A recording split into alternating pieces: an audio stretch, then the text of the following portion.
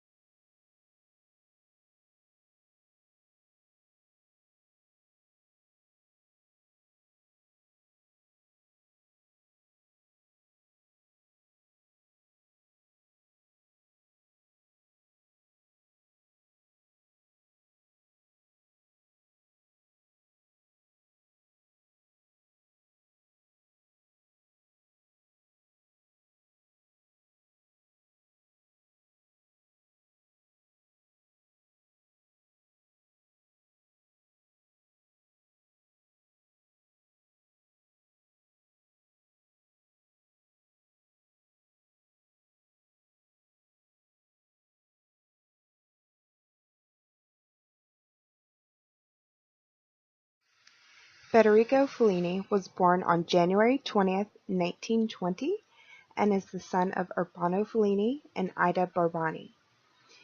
Under Mussolini's regime, he was a member of Avanguardista, a male fascist youth group. As a child, he spent his free time drawing, creating puppet shows, and reading.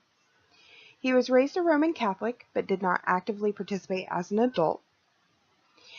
He married Giulietta Massiani, and the couple had one child who died shortly after its birth. His famous works include La Dolce Vita, Amarcord, Eight and a Half, and La Strada, and he's won 5 Academy Awards, 4 for Best Foreign Language for La Strada, Nights in Cabiria, Eight and a Half, Amarcord, and in 1992 he received the Lifetime Achievement Award. Fellini died of a heart attack on October 31st, 1993, one day after his 50th wedding anniversary. Fellini completed secondary school and was pushed by his parents to attend law school at the University of Rome, but found school to be daunting and dropped out. His father, Urbano, was a baker who eloped with Ida due to disapproval from her family. Throughout the course of his career, Fellini's personality took a 180-degree turn.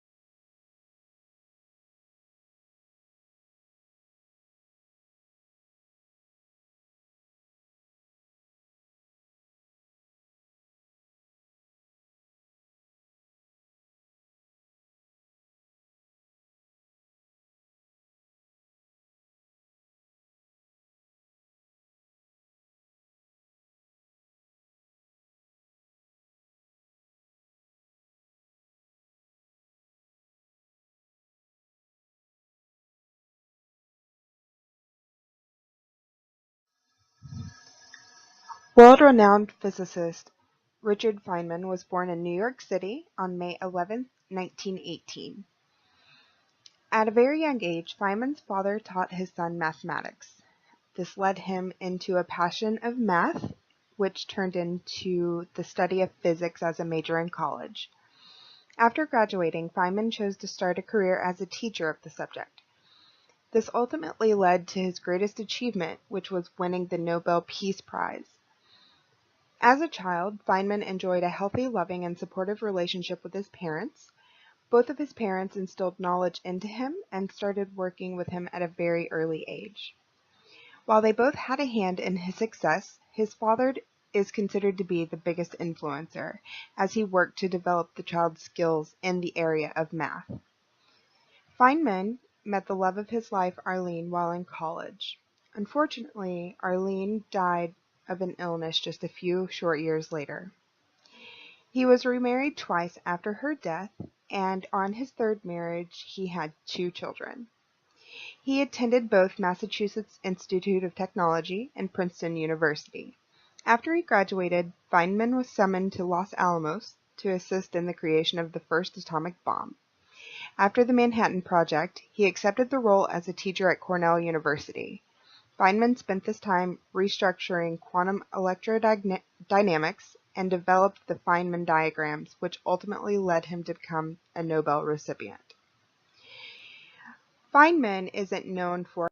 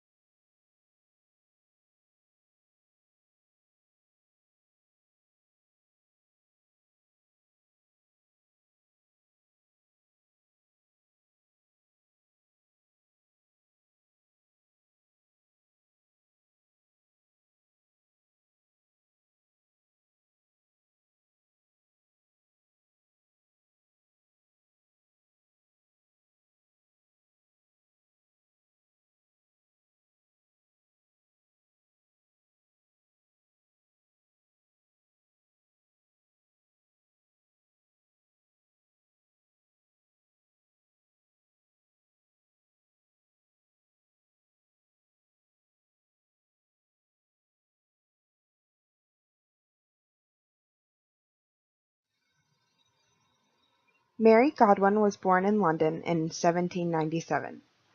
As the daughter of 2 philosophers, she was destined for greatness from the beginning. Most notably, her works include Frankenstein, The Last Man, and Faulkner. Though the writing was a large part of her home life as a child, Mary really began molding her craft at the encouragement of her husband, Percy Shelley. Together, she and Percy birthed 4 children, but sadly, only one of them reached adulthood. While traveling alongside Percy in Switzerland, Mary was introduced to Lord Byron, a tragic poet in his own right. Due to unfortunate weather conditions, they spent a lot of time here reading stories and conjuring up tales of their own. When Lord Byron suggested the creation of a horror story, this became The Birth of Frankenstein. Though she was without a high level of formal education, Mary spent her time studying works from Shakespeare, Rousseau, and Homer. For as wildly successful as her work has been, it is captivating that her own imagination and studies brought such literary masterpieces into the world.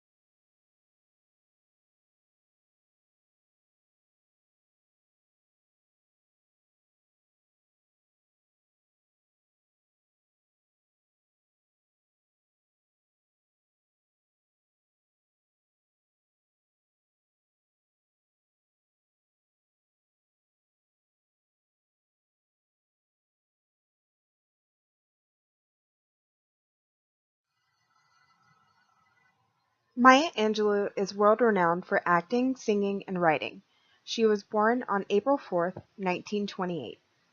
The era in which she grew up was formative for the work that Maya did throughout her life. On top of her creative works, she was actively involved in the civil rights movement.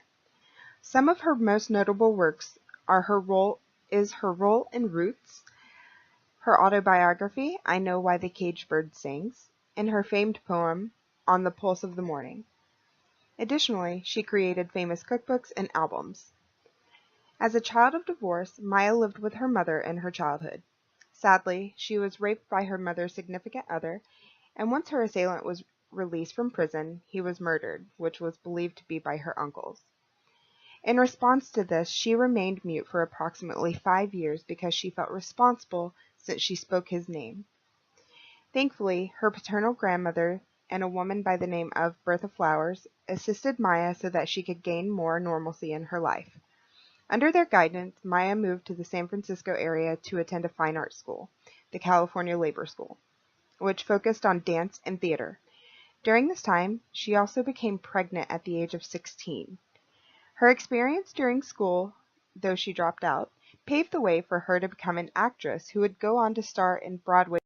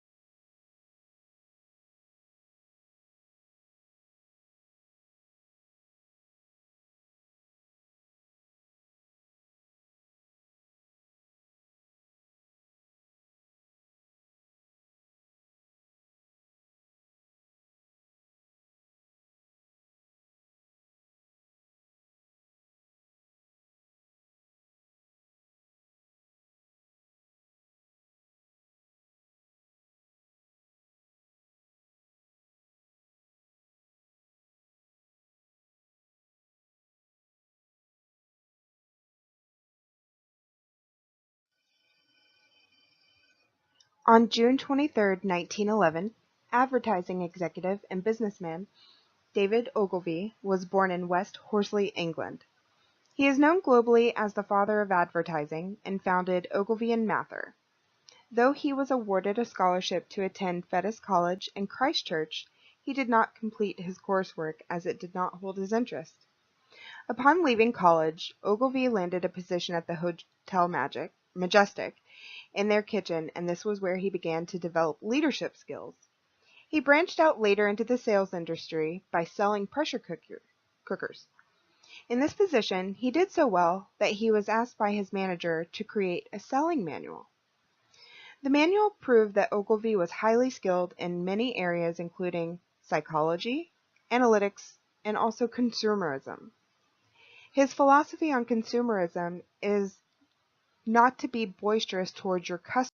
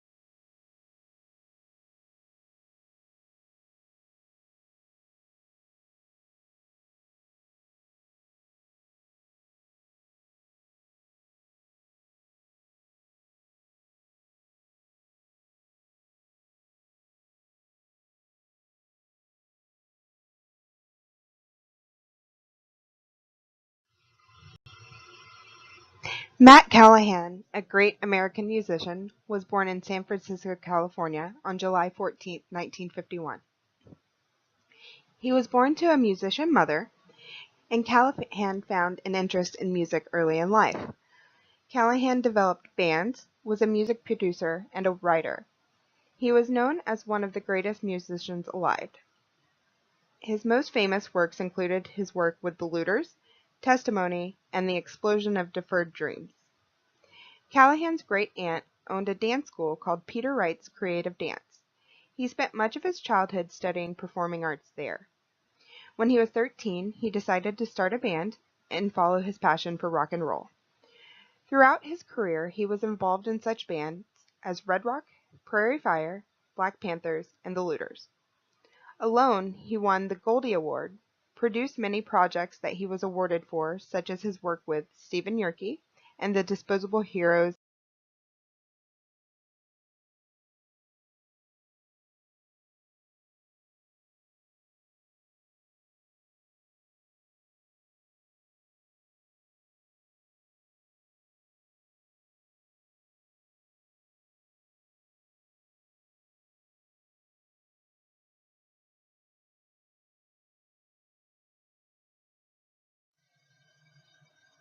Today we've taken a look at Fellini, Feynman, Shelley, Angelou, Ogilvy, and Callahan.